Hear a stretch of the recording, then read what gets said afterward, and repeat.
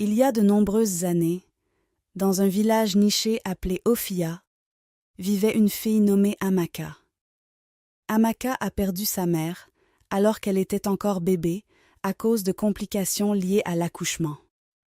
Le père d'Amaka, Moussa, s'est remarié quand Amaka avait 4 ans avec Mariam.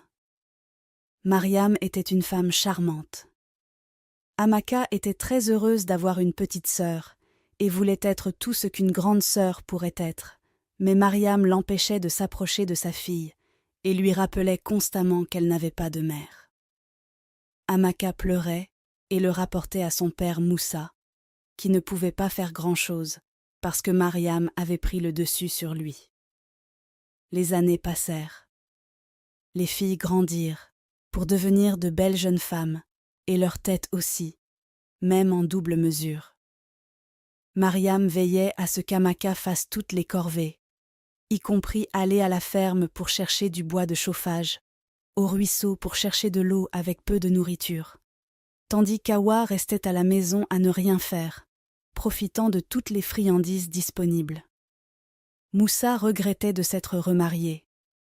Il a rapidement développé une hypertension artérielle qui a finalement causé sa mort en raison des soucis constants.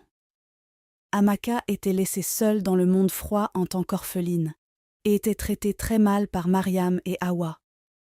Le prince d'Ophia était parti du village depuis l'âge de 6 ans pour ses études primaires, secondaires et tertiaires à l'étranger. C'était le moment pour lui de rentrer chez lui, car la coutume d'Ophia est de choisir une épouse. Le secrétaire de confiance du roi, Issa, fut chargé de choisir 6 belles jeunes filles qui seraient au palais lors du retour du roi après une période de 2 mois. Issa choisit Awa, Amaka et 4 autres belles jeunes filles du village. Elles commencèrent toutes à se préparer pour être belles. Qui sait, le prince pourrait décider de se marier avec l'une d'elles et en faire la future reine d'Ophia. Mariam décida de soigner la peau d'Awa pour qu'elle devienne aussi éclatante qu'un miroir. Elle acheta différents produits de soins de la peau et veilla à ne pas manquer aucune de ses routines. La peau d'Awa devint aussi fraîche que du lait, une peau que l'on pourrait facilement décrire comme éclatante. Amaka reçut plus de travail à faire et on lui ordonna de prendre un bain 1 fois tous les 2 jours pour qu'elle paraisse malade, desséchée et non présentable devant le prince pour une exclusion immédiate. L'une des villageoises nommée Salima remarqua ce que faisaient Mariam et Awa à Amaka.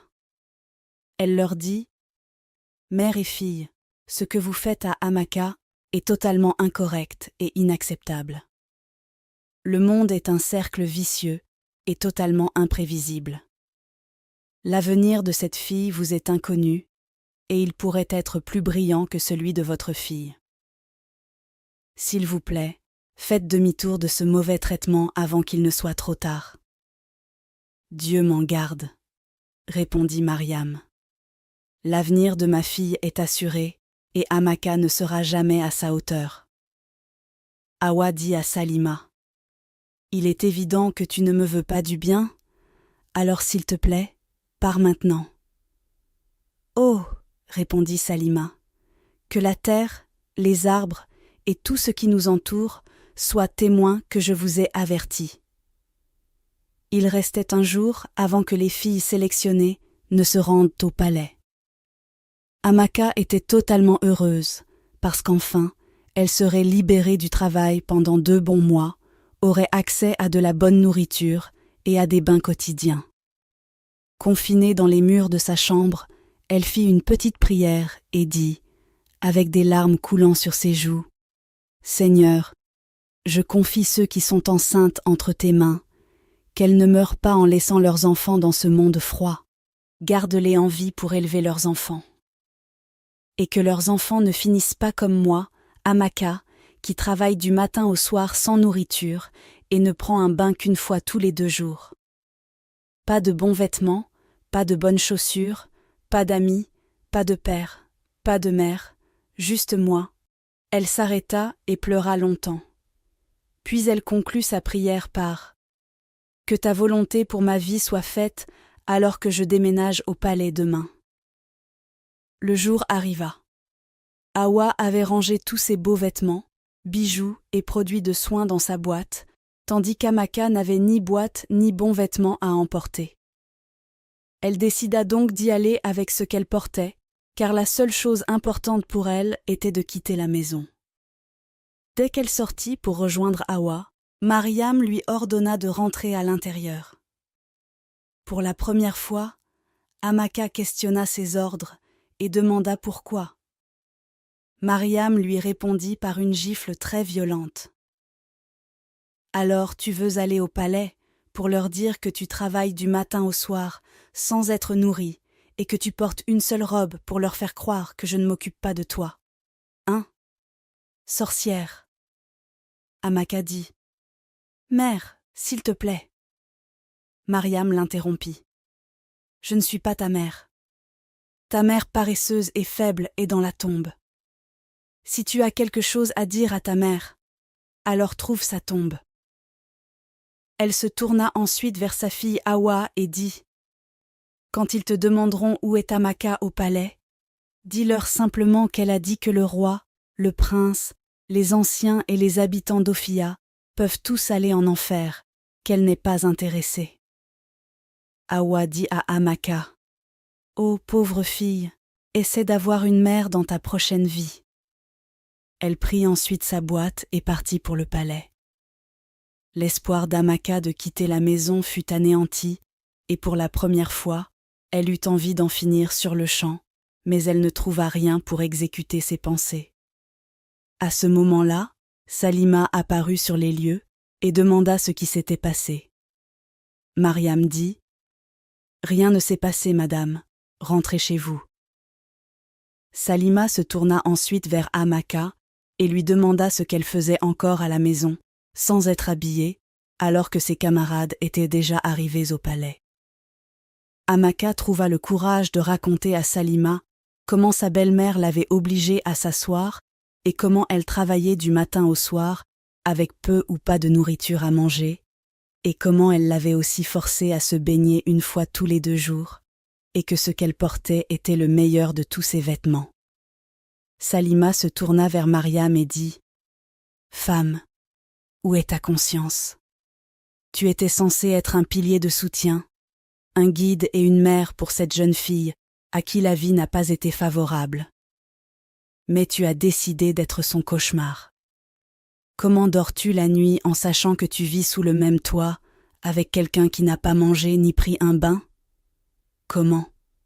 Mariam, l'enfant de ta semblable. » À ce moment-là, Amaka était tellement brisée qu'elle dit à Salima « S'il vous plaît, madame, comment puis-je mourir maintenant, parce que je ne peux pas continuer à vivre dans ce monde misérable ?»« Ne dis plus jamais cela, » dit Salima. « Tu es un enfant du destin. Et peu importe ce que Mariam et Hawa ont pensé faire, tu dois accomplir ton destin. » Elle se tourna ensuite vers Mariam et dit « Si tu ne la laisses pas partir immédiatement, j'irai personnellement te dénoncer au roi. Et Hawa, ta fille, sera expulsée et vous serez toutes 2 sévèrement punies. » Mariam n'avait plus d'autre option que de laisser Amaka rejoindre les autres jeunes filles au palais. Elle s'assura qu'Amaka prenait un bain complet et lui donna quelques vêtements de sa fille. Amaka était très reconnaissante et se rendit au palais. En arrivant au palais, la porte était fermée et Amaka frappa doucement à la porte. Le gardien ouvrit la porte et la questionna. « S'il vous plaît, ne me renvoyez pas, » dit-elle. « Ma belle-mère a essayé de m'empêcher, mais d'une manière ou d'une autre, Dieu est intervenu pour moi. » Le gardien dit « Attendez un instant parce que le roi a déjà rencontré les autres invités, et s'il vous voit plus tard parmi eux, je serai sévèrement puni. Donnez-moi juste quelques secondes pour en discuter avec lui. » Le gardien alla voir le roi et dit « Votre Majesté, il y a une jeune fille à la porte. Elle dit que sa belle-mère l'a retardée. Le roi dit « On m'a dit que les filles ne sont pas complètes. Vous pouvez donc la laisser entrer. » Le gardien revint voir Amaka dehors et dit « Tu as beaucoup de chance. Le roi a ordonné que tu rejoignes les autres invités. » Amaka était reconnaissante à Dieu, au moins d'être sauvée des problèmes avec sa belle-mère. Le roi avait ordonné que les filles soient 2 par chambre. Amaka fut donc placée avec Zara. Elle était si heureuse de trouver enfin un foyer en dehors de l'antre du lion où elle était née. Une réunion fut organisée pour que les filles se présentent aux servantes du palais, et Hawa commença, suivie de Zara, Ogechi, Fatou, Ijeoma et enfin Amaka. Le roi n'a pas divulgué la raison pour laquelle il voulait qu'elles soient 2 par chambre. Alors il installa secrètement des caméras dans leurs chambres et à des endroits stratégiques du palais. Une semaine passa et les filles se comportèrent bien. Cependant, leur vrai caractère se révéla dès la 2e semaine. Lors de leur routine matinale, Amaka réussit brillamment car elle était habituée à travailler seule. Hawa était tellement jalouse qu'elle décida de faire quelque chose qui ferait qu'Amaka soit expulsée du palais. De son côté, Amaka évitait Hawa et obéissait à toutes les instructions, car elle ne voulait pas avoir de problème. Elle ne restait presque jamais sans rien faire, car elle n'avait pas été élevée ainsi. Alors elle se retrouvait parfois à la cuisine pour aider les servantes à cuisiner et à faire la vaisselle. Elle se sentait tellement détendue parmi les servantes et espérait même être employée comme l'une d'elles dès que les 2 mois seraient écoulés. Ogechi était très turbulente au palais et revendiquait une position qu'elle n'avait pas atteinte, tandis qu'Ijeoma couchait avec l'un des gardes du palais et finit par tomber enceinte, ce qui entraîna son expulsion du palais. La mère d'Hawa, Mariam, prépara un charme qu'elle introduisit en cachette dans le palais le jour du retour du prince, avec une note écrite expliquant comment Hawa devait l'appliquer. Hawa le frotta sur sa langue le lendemain matin, entra et salua le prince dans sa chambre, et immédiatement elle dit « Bonjour, mon prince ». Le prince fut envoûté et perdit tout sens de la décence. Le même charme fit que toutes les jeunes filles commencèrent à se comporter bizarrement, sauf Amaka, qui n'était en compétition avec personne. Hawa était tellement heureuse que le charme ait fonctionné et commença automatiquement à se comporter comme la reine d'Ophia, donnant des ordres à tout le monde avec le soutien total du prince. Amaka et le chef des gardes du palais devinrent si proches qu'elle lui raconta l'histoire de sa vie. Elle voyait comment les autres jeunes filles se comportaient et comment tout était devenu une compétition de guerre, et elle discuta avec le chef des gardes du palais de son désir de rencontrer le roi pour lui dire qu'elle souhaitait se retirer volontairement et aussi demander à être employée comme servante au palais. Le chef des gardes dit « S'il te plaît, ne pars pas. Tu es une si bonne fille, une belle jeune fille bien élevée. Si j'étais riche, je paierais immédiatement ta dot pour t'avoir rien que pour moi. » Amaka rit et dit « Tu n'as pas besoin d'être riche pour que j'accepte ta proposition. Si tu me demandes de t'épouser, j'accepterai. Nous travaillerons tous les 2 ici au palais, économiserons de l'argent, puis nous démissionnerons pour construire notre avenir ensemble. » « Es-tu sérieuse ?» demanda le chef des gardes du palais. « Oui, je le suis, » répondit Amaka. « Dis-tu cela parce que tu cherches un moyen d'échapper à ta belle-mère » demanda le chef des gardes. « Non, ce serait passer du feu à la braise, car le mariage est sacré, et une décision à vie qui doit être dédiée et humble, et toutes ces qualités que tu possèdes créeront une atmosphère familiale propice pour n'importe quelle femme. » Juste au moment où ils discutaient, les autres jeunes filles commencèrent leur dispute habituelle et le chef des gardes dut se rendre sur les lieux pour les calmer. Plus tard dans la journée, Amaka alla voir le roi et dit « Longue vie au roi, s'il vous plaît, votre majesté. Permettez-moi de me retirer volontairement de cette compétition. » « Mais pourquoi ?» demanda le roi. Amaka dit « Je ne suis pas à la hauteur du prince d'Ophia. Je ne suis qu'une pauvre orpheline qui a été exposée à une vie dure et n'a rien en commun avec le prince. S'il vous plaît, employez-moi comme l'une des servantes du palais, car c'est là que je me sens à ma place pour gagner ma vie et construire quelque chose à partir de mon destin. » Le chef des gardes du palais entra et fut surpris de voir Amaka avec le roi. Puis le roi mentionna tout ce qu'Amaka avait dit. Le chef des gardes se tourna vers Amaka, surpris, et dit « Je pensais que nous avions discuté de cela, et j'avais dit que tu ne devais pas abandonner. » Amaka répondit « Avec la tournure des événements, quelqu'un pourrait mourir ici, parce que cela s'est transformé en guerre. » Le roi dit alors « Retourne immédiatement dans ta chambre, je te donnerai une réponse plus tard. » Le chef des gardes plaida auprès du roi pour qu'il n'approuve jamais la demande d'Amaka, car elle était la meilleure parmi les autres jeunes filles.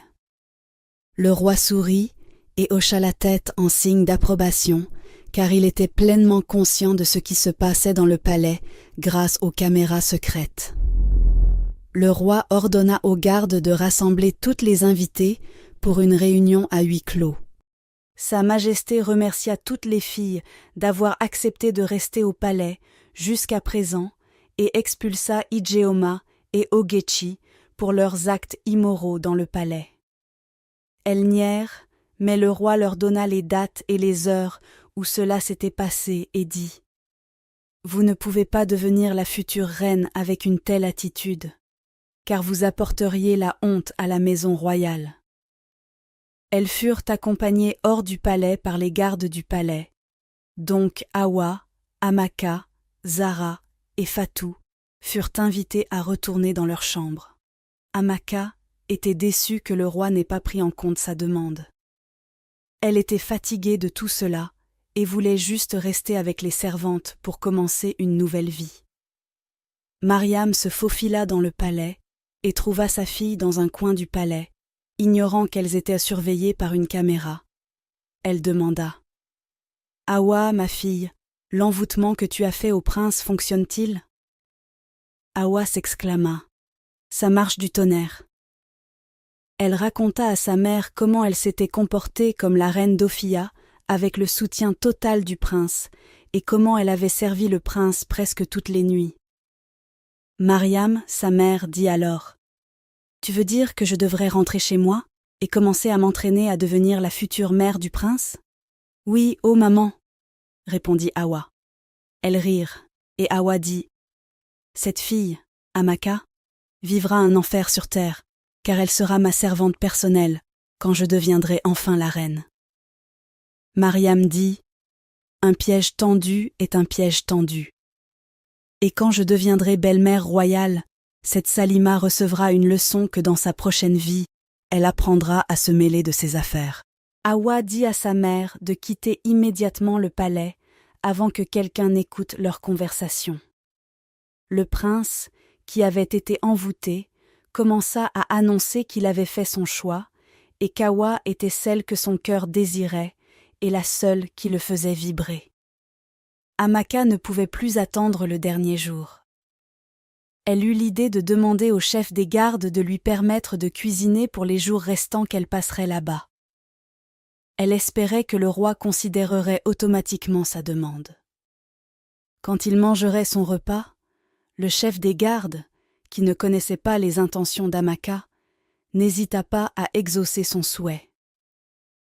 Le roi et le prince ne purent nier que les repas servis au palais avaient un goût différent avec tout en modération.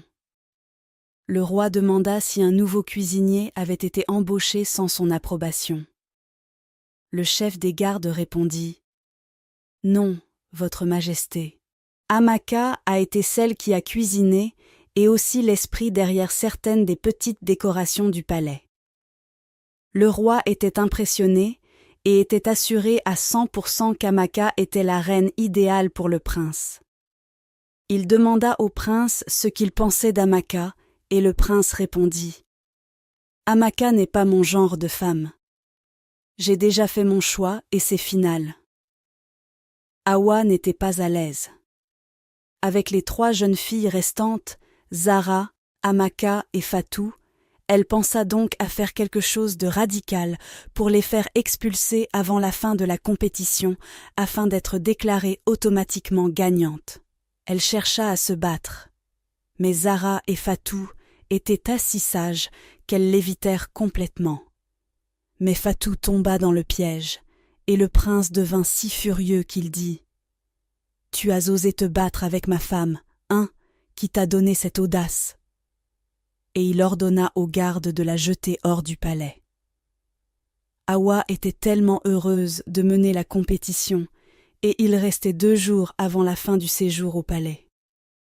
Amaka retourna voir le chef des gardes et dit « Je tiens sincèrement à te remercier d'être un ami. » Le chef des gardes apprécia aussi qu'elle soit une bonne fille. Amaka demanda ensuite « Peux-tu me rendre un service ?»« Pourquoi pas ? À quoi servent les amis ?» répondit le chef des gardes. Amaka continua. « S'il te plaît, aide-moi encore à relater au roi mon souhait d'être employée comme l'une des servantes du palais. Il nous reste 2 jours et sincèrement, je ne veux pas retourner chez moi, car ma belle-mère me tuera cette fois-ci. Je préfère rester ici, même si Hawa est couronnée future reine d'Ophia, parce qu'il y aura une limite à ce que je pourrai subir. S'il te plaît, fais cela pour moi. Je t'en prie. » Le chef des gardes dit « Essuie tes larmes, mon ami. Je ferai tout mon possible pour t'assurer ce travail. Je ne veux pas non plus te manquer, et je ne serais pas tranquille si tu retournais, sachant que ta maison paternelle n'est pas un endroit sûr pour toi, et ce que tu as enduré entre les mains de cette femme méchante jusque-là. Merci beaucoup. Je promets de ne pas te décevoir quand je serai enfin employée, » dit Amaka, et retourna dans sa chambre. Le jour arriva, et tous les villageois étaient rassemblés au palais pour assister à la cérémonie de sélection de la future reine d'Ophia. Zara et Hawa étaient magnifiques dans leurs somptueuses robes de princesse. Mais Amaka portait une simple jupe et un haut que Salima lui avait donné, attendant juste de commencer après la cérémonie. C'était ce qui importait le plus pour elle. Le roi s'adressa à son peuple et dit « Nous savons tous que 6 filles ont été sélectionnées par Issa, le secrétaire du palais. 3 ont été expulsées et ces 3 sont arrivées en finale. Bien que le prince ait fait son choix. Mais comme la coutume du village d'Ophia l'exige, le prince doit le déclarer en présence de tous les villageois. » Et tous les villageois répondirent « C'est vrai, votre majesté. » Le roi continua. « Comme nous le savons tous, le prince d'Ophia a été envoyé à l'étranger alors qu'il n'avait que 6 ans, après la mort de ma femme. Et je sais que depuis son retour au palais, la plupart d'entre vous ne l'ont pas vu. Et je sais aussi que la plupart d'entre vous ne peuvent même pas le reconnaître s'ils le croisent en chemin. Alors, mon peuple, permettez-moi de vous présenter le prince d'Ophia. » Les villageois commencèrent à applaudir, et il dit « Voici Ekeni, le prince de cette terre. » Tout le monde fut choqué de voir le chef des gardes du palais. Hawa s'évanouit, et sa mère resta sans voix. Ekeni, le soi-disant chef des gardes du palais, salua son peuple, et leur raconta comment son père, le roi, avait élaboré un plan, et combien il en était reconnaissant, car le plan lui avait offert le meilleur cadeau que tout homme puisse demander. Le prince Ekeni dit alors « Mon peuple, la future reine de cette terre, n'est autre qu'Amaka. » Amaka ne pouvait pas croire ce qui se passait, alors elle resta là sans bouger. Elle était juste sans voix. Et soudain, des larmes coulèrent de ses yeux.